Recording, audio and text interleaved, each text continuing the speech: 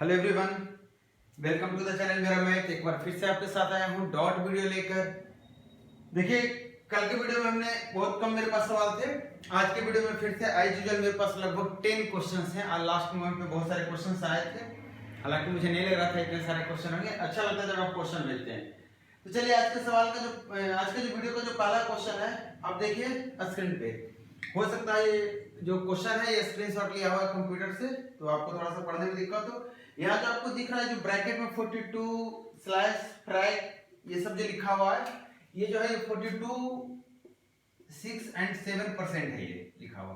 ठीक है, सवाल पढ़िए क्या करा 45 आदमी एक 45 मीटर लंबे दीवार को 10 दिन में 7 घंटे पर डे कम करने के बाद कंप्लीट कर देता है। मतलब 45 आदमी है, ये 39 मीटर लंबे दीवार को, ये मीटर है, 10 दिन में कंप्लीट कर देता है, जबकि वो 7 घंटे पर डे काम करता है।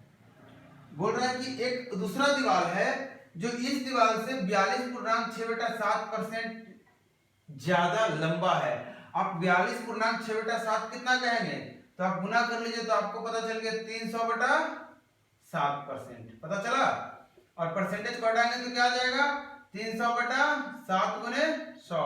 थोड़ा स्लो चलूंगा क्योंकि बहुत बार मुझे एक ही क्वेश्चन को दोबारा डालना पड़ता है, इसलिए इस बार स्लो चलूंगा। जिनको फास्ट पकड़ना है इसमें सॉल्यूशन, जिनको फास्ट पकड़ना है, आप ध्यान दीजिए, आपको ये नहीं करना है। आपको पता 3/7 होता है, डायरेक्टली इसको यूज कीजिए। ठीक है, ये मुझे सबको लेकर चलना है, तो मैं क्या करूंगा, आपको थोड़ा सा स्टेप्स ज्यादा रखूंगा। अब क्या बोल रहा है कि जो 42.6/7% ज्यादा है दूसरे वाले की लंबाई, इसका मतलब पहले वाले की लंबाई 7 होगी तो दूसरे की लंबाई कितनी होगी, 3 ज्यादा। मतलब पहले की 7 होगी तो दूसरे की लंबाई 3 ज्यादा। सवाल कह रहा है कि दूसरे की लंबाई होगी कितनी, तो आप निकाल लीजिए, पहले की लंबाई 7, दूसरे की लंबाई 3 ज्यादा, इसका मतलब दूसरे की लंबाई कितनी हो गई 10, जबकि पहले की लंबाई कितनी है 49 मीटर, तो इसका मतलब 1 यूनिट की वैल्यू कितनी हो गई 49 मीटर, 7 मीटर हो गई ना, 7 यूनिट की 49 तो 1 यूनिट की 7, तो 10 यूनिट की 70। इसका मतलब जो दूसरा बाल है वो 70 मीटर लंबा है। अब बात कर रहे हैं कि जो 70 मीटर लंबा वाले इसको तैयार करने में 1 साल भी लगते हैं, जबकि 15 दिन काम चलता है और काम 4 घंटे पर डे के हिसाब से होता है। सवाल यही कह रहा है। तो आपसे पूछ रहा है अगर एक दिन के लिए 350 रुपए मिलते हैं सारे आदमियों, एक आदमियों को, बोला if each man receives ₹350 per day, एक आदमी को एक दिन के लिए 350 रुपया मिलते हैं, तो पूरे दीवार को बनाने में कितना खर्चा आएगा। सवाल समझ गए। इसका मतलब सवाल आपको पता करने के लिए, इसका जवाब पता करने के लिए आपको यह पता करना होगा कितने आदमी काम कर रहे थे, क्योंकि एक आदमी को 350 मिलता है, आपको पता चल गया कितने आदमी काम कर रहे थे, तो 350 से आप गुना कर लेंगे। अब इस सवाल को बनाइए कि 45 आदमी काम करते हैं, 10 दिन तक काम चलता है, एक दिन में 7 घंटे एक आदमी काम करता है।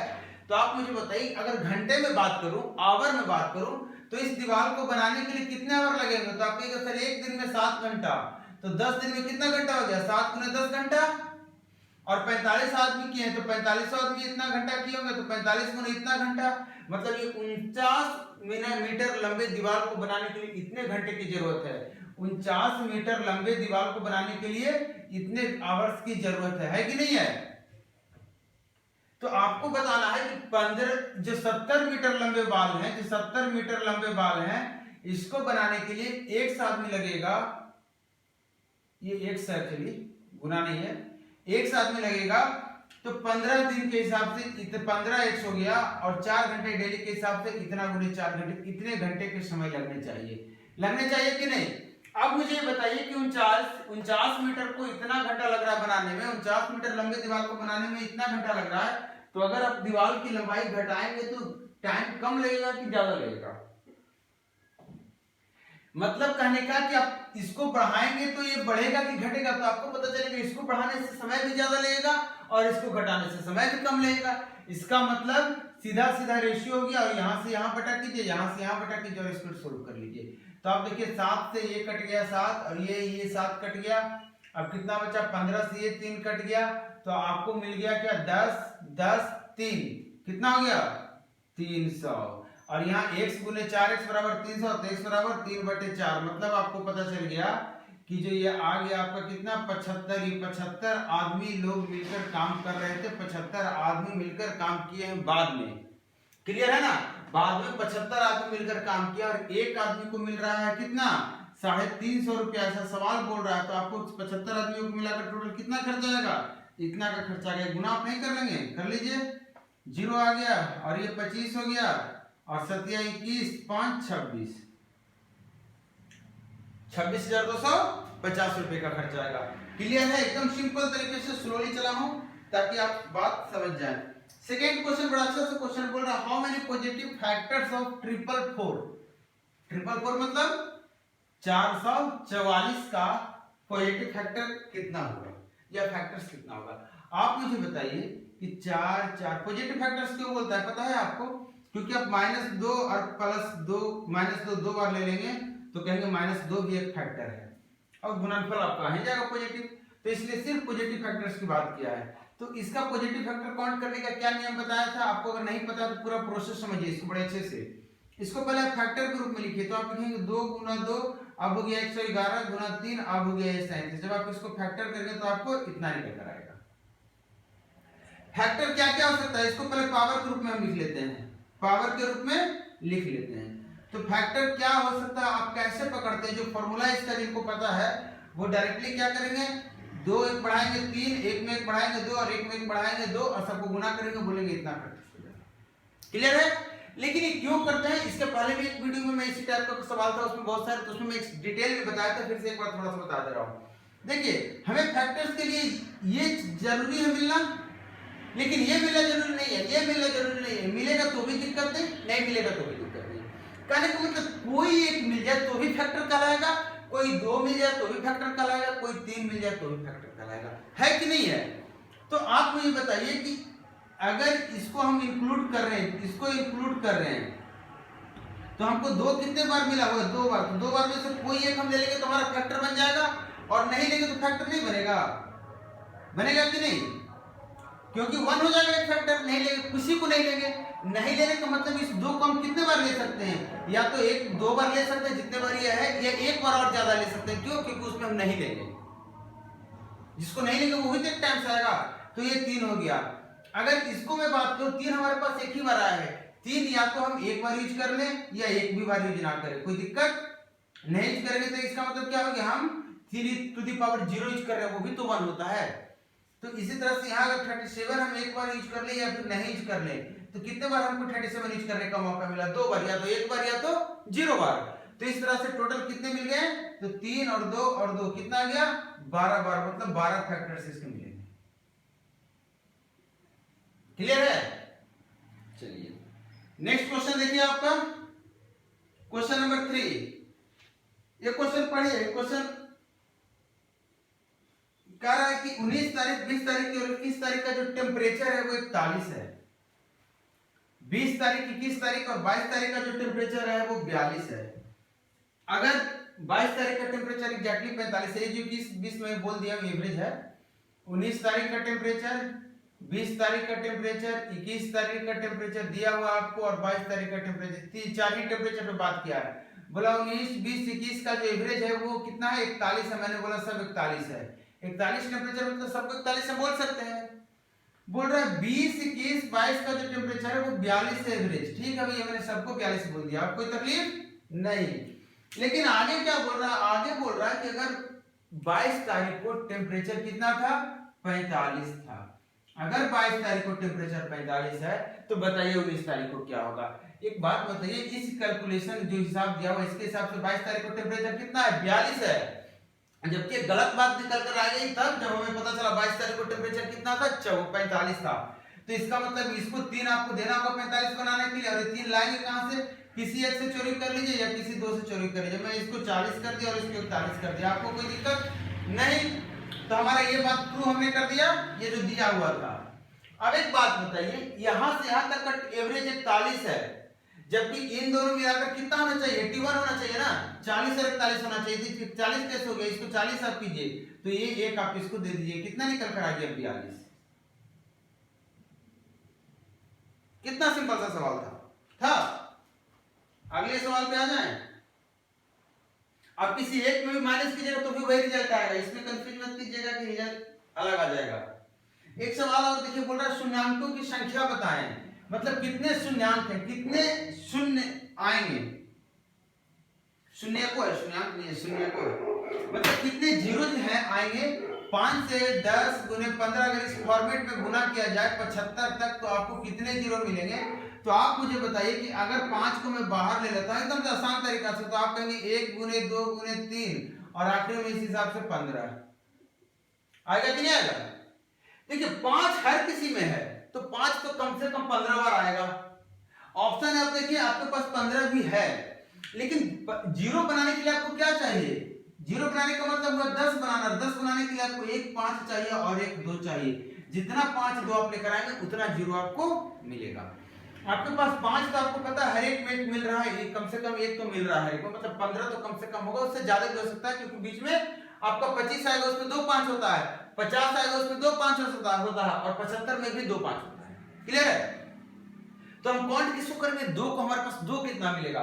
तो अब देखिए यहाँ पे कितना 2 मिला, 1, 4 में कितना 2 मिलेगा, इवन में सिर्फ 2 मिलेगा तो 4 में 2 मिलेगा, 6 में कितना 2 मिलेगा 1, 8 में कितना 2 मिलेगा 3, और क्या है 10 में कितना 2 मिलेगा, 12 में कितना 2 मिलेगा, 10 में 1 मिलेगा, गलती से मैं 2 बोल रहा हूँ 2 लिखा जा रहा है।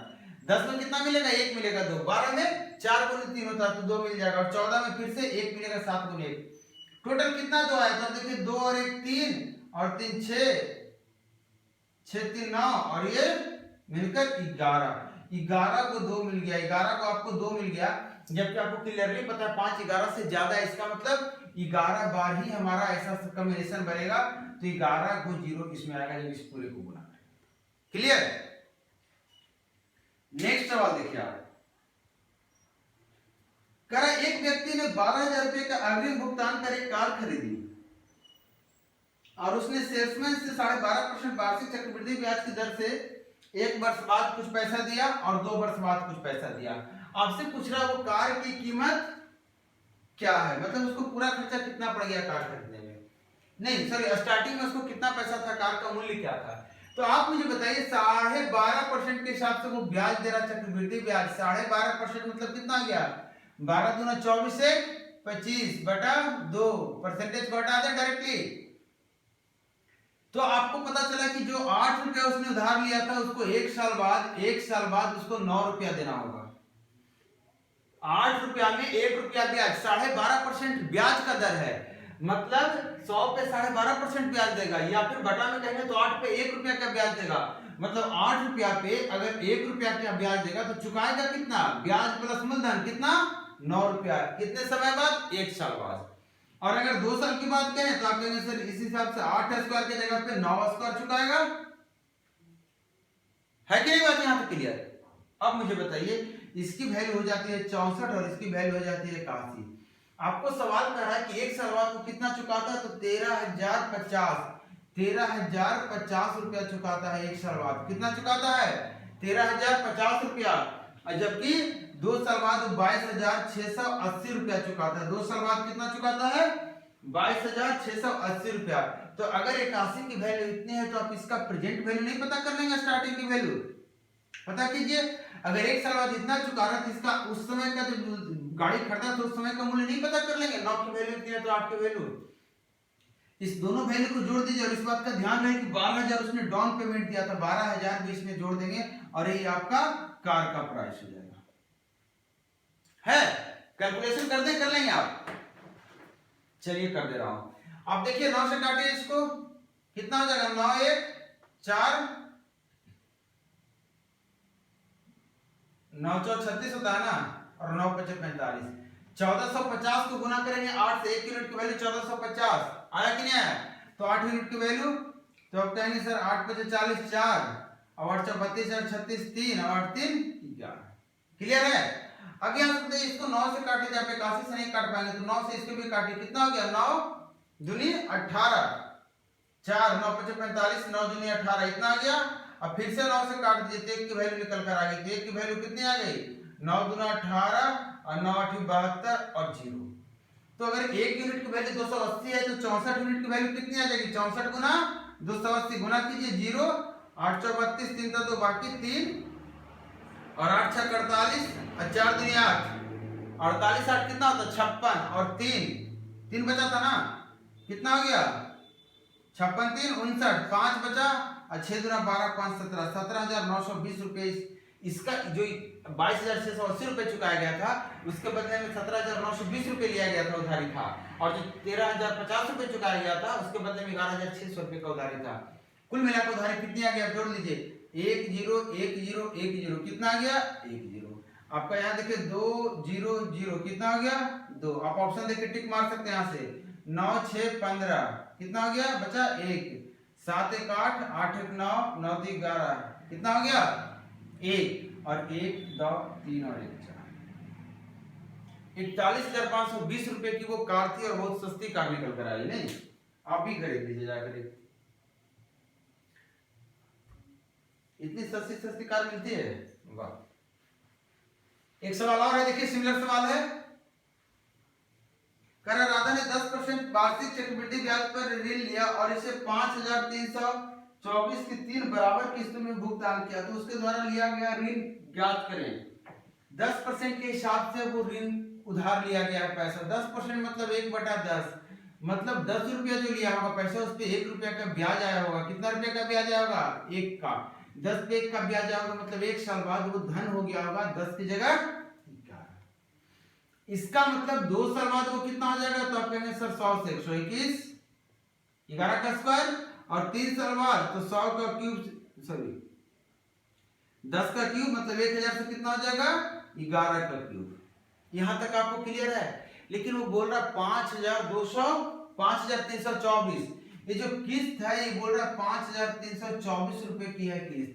और इतना ही नहीं, तीनों किस्त बराबर है। यहाँ पे आपको तीनों किस्त बराबर दिख रही है?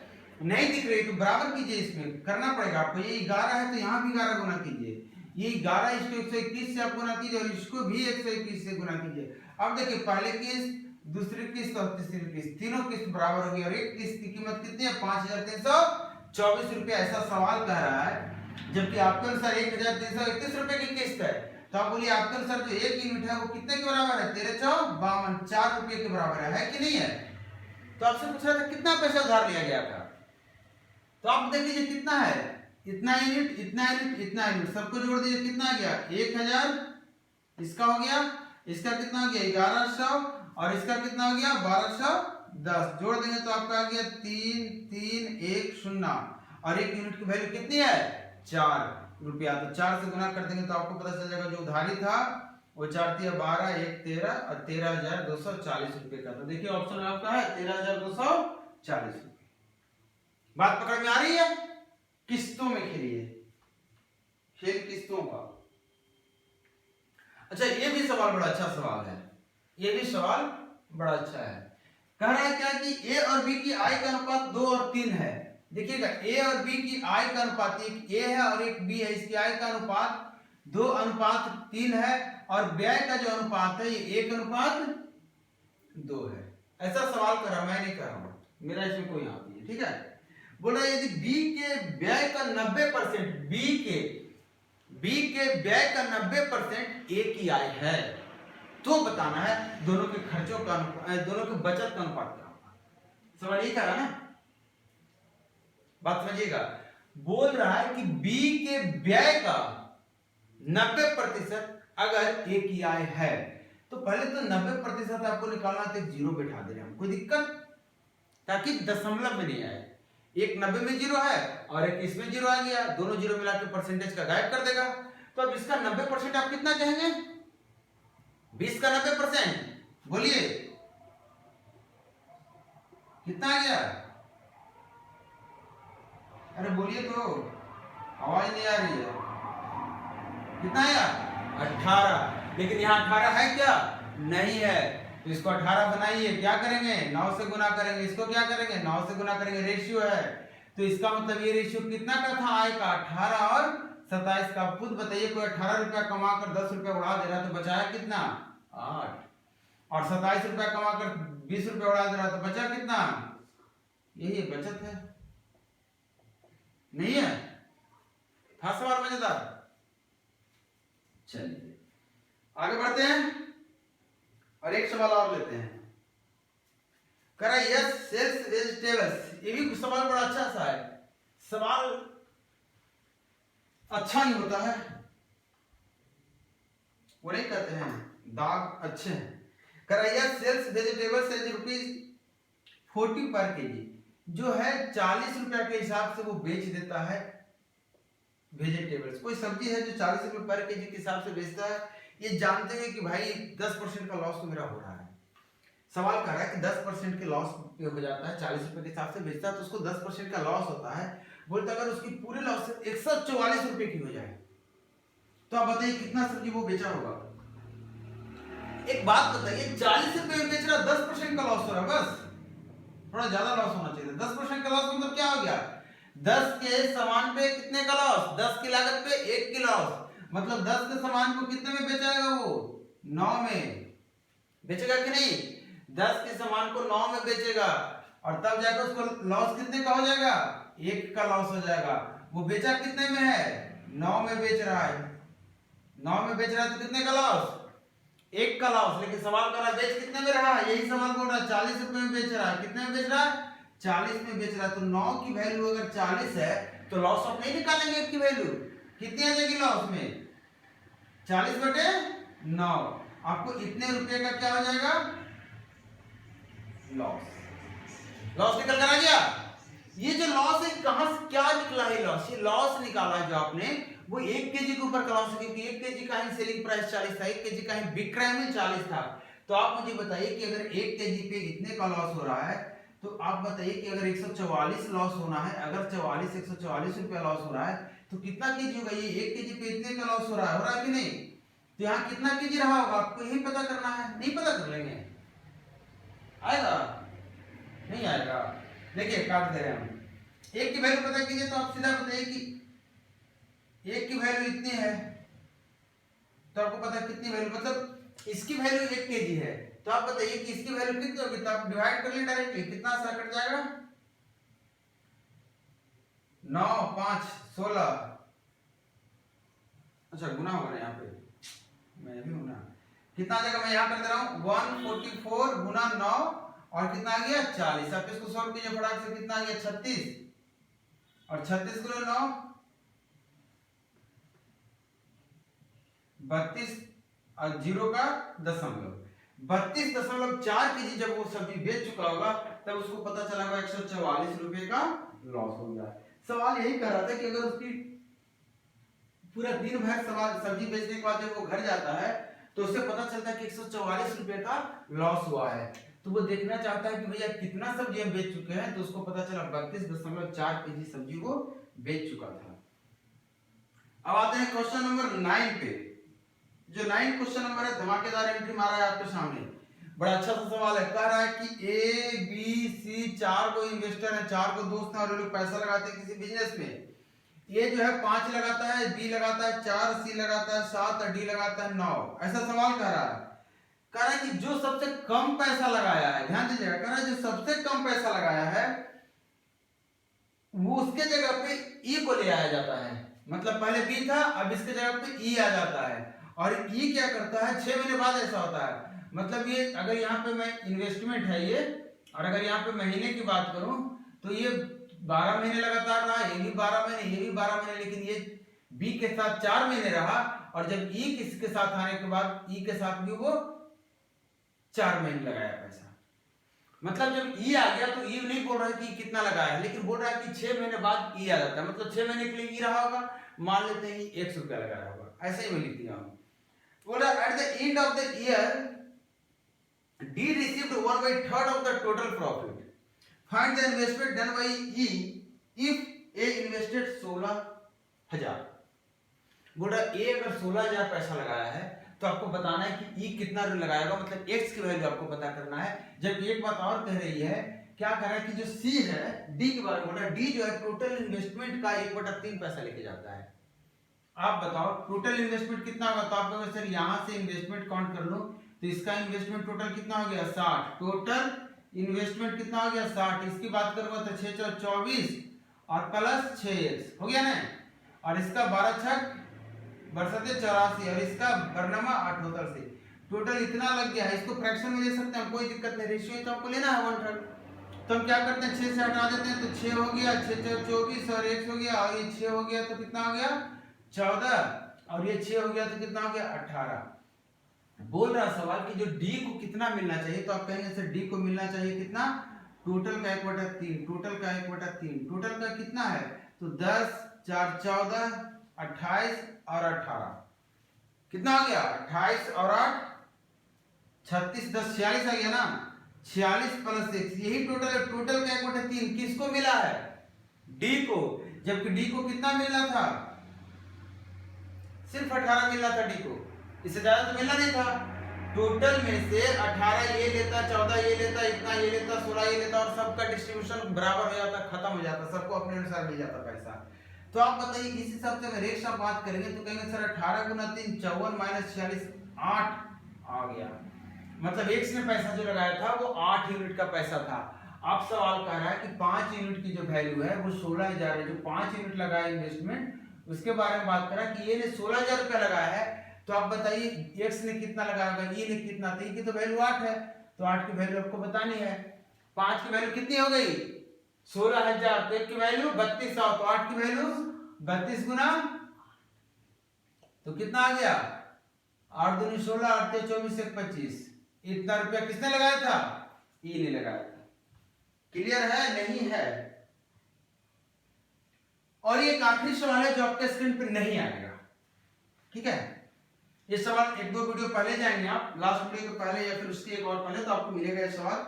वहां पे नाम इस सवाल का अलग था, उसमें जो नाम नेमिंग किया गया था, यहाँ पे नेमिंग कुछ और है। ये सवाल फिर से आपके सामने इसलिए आया है क्योंकि ये सवाल में जो इंग्लिश में लिखा हुआ है, जो हिंदी में लिखा हुआ है, दोनों का थोड़ा सा अंतर है। सवाल देखिए हिंदी में जो कह रहा है वो ये कह रहा है कि एक आदमी है जो ए से बी की तरफ चलता है, 75% चलने के बाद, 75% दूरी चलने के बाद उसे रियलाइज होता है कि उसने क्या किया है, अपना स्पीड कितना कम रखा है, किस हिसाब से चलेगा तो उससे लेट हो जाएगा, ठीक है। तो उसने क्या किया, अपना स्पीड बढ़ा लिया, और बाकी जो बचा हुआ स्पीड है बढ़ाकर, उस बाकी जो बचा हुआ समय था उसमें स्पीड अपने बढ़ाकर कितना कर लिया, डबल कर लिया, और इस तरह वो पूरे समय पे पहुंच जाता है। बोले अगर वो ऐसा नहीं करता तो वो 3 घंटा लेट हो जाता, 3 घंटा लेट हो जाता। जितना समय अगर यहाँ टी लग रहा था, यहाँ टी + 3 आवर्स से लगता है। तो आप बताइए कितने समय बाद उसने अपना स्पीड बढ़ाया। लेकिन जो इसका इंग्लिश वर्जन है, इसका सोल्यूशन मैं दिया हूं उस वीडियो में, इसका जो इंग्लिश वर्जन है वो कुछ और कह रहा है। वो ये कह रहा है, सवाल कह रहा है कि कुछ दूरी चलने के बाद, ए से बी तक वो आदमी चल रहा है, ए से बी तक चल रहा है, कुछ दूरी चलने के बाद मान लेते यहाँ तक आया होगा, वो रियलाइज करता कि अगर हम इसी गति से चलते रहे, अगर हम इसी स्पीड से चलते रहे, तो जितना समय हमने निर्धारित किया था, जितना समय ए से बी पहुंचने में, उतने निर्धारित समय में मात्र हम 75% ही दूरी चल पाएंगे। तो वो जैसे ही उसको ये महसूस होता है तो उसने क्या करता है, अपना स्पीड डबल कर देता है, अपना स्पीड डबल कर देता है। और इसके कारण क्या होता है, वो जितना समय लिया था, एस्टिमेट किया था, उतने समय बराबर समय पे गोवा पहुंच जाता है। और वही सवाल है, और कह रहा है कि अगर वो ऐसा नहीं करता तो 3 घंटा लेट होता। तो आपको बताना है कितने समय बाद वो स्पीड चेंज किया। क्लियर। थोड़ा सा इसमें जो ट्रांसलेटर, जो गूगल का जो ट्रांसलेटर होता है ना, वो थोड़ा सा उसका है, वो ज्यादा बारीक है, ज्यादा समझदार है, और हम लोग की भावनाओं को नहीं समझ पाता, इसलिए ऐसा मिस्टेक हो जाता है। ठीक है। क्वेश्चन जो एक्चुअल क्वेश्चन है वो इसी टाइप से लिखा है, क्योंकि ऑप्शंस जो दिए हुए हैं वो इसी से मैच कर रहे हैं। सेकंड वाला जो भी जिसको मैं सोल्व कर रहा हूँ आपको बता रहा हूँ। सवाल क्या कर रहा है कि यहाँ से कुछ दूरी चलने के बाद वो रियलाइज करता है कि भैया अगर इस स्पीड से हम चलते रहे तो हम मात्र 75% ही चल पाएंगे। तो वो कौन सा स्पीड से चल रहा था, मान लीजिए वो 100 स्पीड से चल रहा था, और उसने लगाया था कि टी समय हमें लगेगा ए से बी पहुंचने में। मतलब अगर टी समय तक वो लगातार चलता रहा था 100 स्पीड से, तो वो कितनी दूरी चलता, सिर्फ 75%। सवाल कर रहा है। एक बात और सवाल कर रहा है कि अगर वो इसी स्पीड से पूरा चलते रहता तो उसे 3 घंटा ज्यादा लगता, कितनी दूरी चलने में, पूरी दूरी चलने। ये भी सवाल कर रहा है। मैं आपको बोल रहा हूं कि मान लेते हैं कि वो T1 समय बाद क्या करता है, देखिएगा T1 समय के बाद अपनी स्पीड को डबल कर देता है।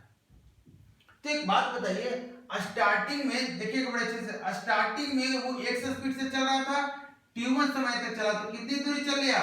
तो कहेंगे सर x गुना t1, x गुना t1, इतनी दूरी उसने चल लिया स्टार्टिंग में। जब वो सोचा उस टाइम, मैंने मान लिया कि x t1 समय बाद वो सोच लिया कि अब मुझे स्पीड बढ़ानी होगी, नहीं तो इस स्पीड से चले तो हम बीच रास्ते में अटकने वाले हैं। तो वो क्या किया? अपना स्पीड बढ़ा लिया। एक बात बताइए, स्पीड बढ़ाया t1 समय के बाद, तो t1 समय तक वो x के स्पीड से चल रहा था और इसके बाद स्पीड उसने क्या किया? डबल कर लिया है। आप मुझे बताइए, ऐसा करने के बाद वो एक्चुअल टाइम पे पहुंचता है ना? एक्चुअल टाइम है कितना? t। इसका मतलब t1 समय बाद ये सोचा तो t माइनस t1, इतना ही समय इसके पास बचा होगा जिसमें वो 2x स्पीड से चला होगा। और अगर इस स्पीड से चलता है तो कितना परसेंट डिस्टेंस चल लेता है? 100% चलता है कि नहीं? समय पे वो पहुंच रहा है। अब यही 3 इक्वेशन है, आपको सोल्व करने हैं। तो सोल्व करना बहुत टफ नहीं, आपको लग रहा होगा बहुत सारे वेरिएबल है, ये सिर्फ समझाने के लिए आपको लिया हूं। आप जहां चाहे वहां से जैसे चाहे वही वैसे निचोड़ दें। अब देख लीजिए, मैं छोटा सा बात कर रहा हूं, यहां से जो 100% है उसकी वैल्यू ये रख दूं मैं। देखिए 100%, तो आप कहेंगे सर x गुना t1 plus 2x t minus 2x t1 बराबर x t प्लस 3x। देख लीजिए आप, यहां से इसको हटा दिया अलग अलग, इसको भी हटा दिया अलग अलग, 100% की वैल्यू रख दिया। आपको मैं x दिख रहा होगा आपको हर जगह, मतलब स्पीड से इसकी कोई मतलब थी ही नहीं। अब आप ध्यान दीजिएगा, यहाँ पे टाइम आवर में लिया हुआ, ये 3 आवर जो जोड़ा हुआ है डायरेक्टली आवर में, मतलब t की वैल्यू आवर में आएगी। तो आप बताइए मुझे, यहाँ से t1 है, यहाँ से t1 है, ये t1 माइनस 2t1 कितना आ गया? ये 2t रह गया और ये माइनस t1, और यहाँ कितना है? t प्लस 3 है कि नहीं है? तो यहाँ से t को इधर अगर लेकर चले आएंगे तो कितना आ गया? 2t माइनस t कितना हो गया? t, और 3 भी इधर कर देते हैं तो t माइनस 3, और यहाँ क्या हो गया? t1। मतलब टोटल जो समय है उसमें से 3 घटा देंगे तो हमें वो समय मिलेगा जिसके बाद ये इसने डिसाइड किया था, इसने दिमाग में कुल्हात आया था। अब आपको पता करना है t कितना, तो t तो आप यहां से पता कर सकते हैं। देखिए दोनों को डिवाइड कर दीजिए। आप मुझे बताइए t प्लस 3 कितना? 4, और t3 गुना कर दें। कुछ नहीं कर रहा हूं, एकदम सिंपल तरीका आपको बता रहा हूं। आपको पता चल गया t की वैल्यू कितनी आ गई? 9 आ गई। तो t की वैल्यू 9, अगर मतलब इसका मतलब अगर वो आराम से चलता अपने मस्त चाल से तो 9 घंटे बाद पहुंचता, लेकिन चाल बढ़ाने के कारण वो क्या किया?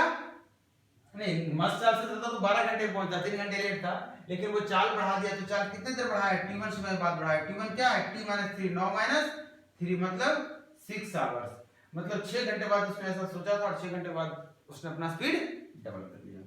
ये हमारा आखिरी सवाल था। उम्मीद है आज का वीडियो आप थोड़ा सा स्लो आपको लगा होगा, क्योंकि मुझे मेरा मोटिव है कि आप तक मेरी बात पहुंचे, आपको मेरी बातें समझ में आई। और इसी उम्मीद के साथ मैं फिर से आपके साथ नेक्स्ट वीडियो लेकर आऊंगा और आपसे सवाल को उम्मीद करता हूं, और साथ में एक उम्मीद और करता हूं कि आप वीडियो को शेयर कीजिए, चैनल को सब्सक्राइब कीजिए, वीडियो को लाइक कीजिए, लोगों तक पहुंचाइए और कमेंट करके हमें बताइए। Thank you.